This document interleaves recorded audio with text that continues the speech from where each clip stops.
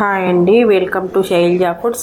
అందరికీ శరన్నవరాత్రి శుభాకాంక్షలు. ఈ నవరాత్రిలో భాగంగా నేను రవ కేసరి చేస్తున్నాను. మనం వేసే పదార్థాలు కొలతలు వండే తీరు మీదే ఆధారపడి ఉంటుంది. అస్సలు నమ్మండి, నేను చెప్పిన కొలతలతో చేయండి. పెద్ద స్పూన్ తోటి 2 స్పూన్లు నెయ్యి వేసి బాగా కరగనిచ్చి 2 టేబుల్ స్పూన్ జీడిపప్పు, 2 టేబుల్ స్పూన్ ఎండు ద్రాక్ష వేసి వెంటనే 1 కప్పు బొంబాయి రవ్వ కూడా వేసి రవ్వని జీడిపప్పుతో లో ఫ్లేమ్ మీద కలిపి వేపాలి. ఇది లైట్ గోల్డెన్ బ్రౌన్ కలర్ వచ్చేదాకా వేపుతూనే ఉండాలి. చల్లారాక కూడా పొడి పొడిగా ఇలాగే ఉంటుంది. రవ్వ ఎంత వేగితే అంత రుచిగా ఉంటుంది. రవ కేసరి ప్రసాదం పెడతారు, పచ్చి రవ్వ పెట్టినట్టే ఉంటుంది.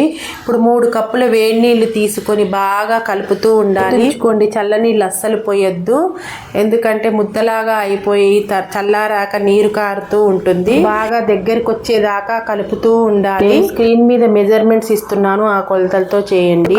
రవ్వకి కప్పున్నర షుగర్ వేసి బాగా కలుపుతూ ఉండాలి. షుగర్ లో నీళ్ళన్నీ ఊరి దగ్గర పడేదాకా బాగా కలుపుతూ ఉండాలి. 1/2 టేబుల్ స్పూన్ ఇలాచీ పొడి, ఇందాక మిగిలిపోయిన కొంచెం నెయ్యి దగ్గర పడేదాకా కలుపుకొని దించి కమ్మని టెంపుల్ స్టైల్లో రవ కేసరి రెడీ అయిపోయింది. నేను దీంట్లో ఏ కలర్స్ వాడలేదు. పర్ఫెక్ట్ రుచి రావాలంటే నిదానంగా రవ్వని వేపుకోవాలి. ఎంత రవ్వని వేపుకుంటే అంత టేస్ట్ వస్తుంది.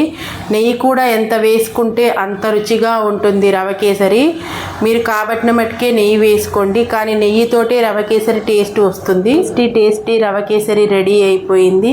ఇది నోట్లో వేసుకోగానే అలా గొంతులోకి జారిపోతుంది. నచ్చింది అనుకుంటున్నాను. నచ్చితే లైక్ చేయండి. మీరు కూడా మీ ఇంట్లో ఇది ట్రై చేసి కామెంట్ చేయండి. చూస్తున్నారు కానీ సబ్స్క్రైబ్ చేసుకోవట్లేదు, కామెంట్ చేయట్లేదు. వీడియోస్ నచ్చితేనే సబ్స్క్రైబ్ చేసుకోండి. మరిన్ని వీడియోస్ కోసం నా ఛానల్ని చూస్తూనే ఉండండి. అందరికీ దుర్గాష్టమి శుభాకాంక్షలు. సర్వేజన సుఖినో భవంతు. మరొక వీడియోలో మళ్ళీ కలుద్దాం. ఉంటా మరి, బాయ్.